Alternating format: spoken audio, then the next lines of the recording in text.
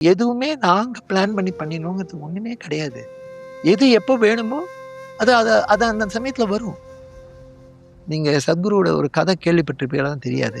ஒரு மனுஷன் ஒரு வயசான டர்க்கியோட ஹோட்டலுக்கு போவான். எப்போ போய் சாப்பிட்டாலும் அந்த டேபிள்ல என்ன பில் வருதோ பாக்கெட்ல கை விட்டா கரெக்டா அந்த பில்லு அந்த அமௌண்ட் வரும். எடுத்து அங்க வச்சுருவாருன்னு. ம். அவன் அந்த தினமும் அந்த மாதிரி இப்ப நிறைய வாட்டி அந்த சர்வர் பார்த்துட்டு அவர்ட்ட கேட்கறான். எப்படியா நீ என்ன பில் வருதுன்னு எப்படி தெரியும்? எப்போ கை விட்டாலும் எப்படி கரெக்டா அந்த பைசா? அதுவா ஒரு நாளைக்கு எனக்கு ஒரு தேவதை ஒரு வரம் குடுத்தா. 2 வரம் கேளுன்னா, வரம் நான் என்ன வேணா பணம் கேட்டுருக்கலாம் இல்லையா? நான் கேட்கல. நான் என் பாக்கெட்ல எனக்கு எப்போ என்ன செலவு வந்தாலும் பாக்கெட்ல கை விட்டா அந்த பணம் எனக்கு வந்தா போருங்கிற வரம் வாங்கி கேட்டேன். அதுதான் இது நடக்குது. 2வது வரம் என்னங்க? எனக்கு ஒரு நீண்ட கால்களையுடைய ஒரு சிக்கு வேணும்னு கேட்டேன். சிக்குனா ஒரு லேடிக்கு. அதுதான் இந்த டர்க்கி.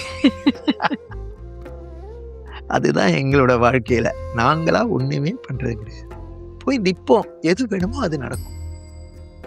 அது நாங்க பண்ணினோம்னு சொல்றத விட முட்டாள்தனம் ஒண்ணுமே கிடையாது.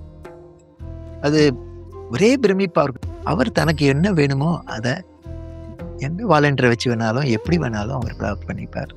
இதுதான் எங்களோட அனுபவம். எங்களுக்கு அது ஒரு வாய்ப்பு கிடைச்சது.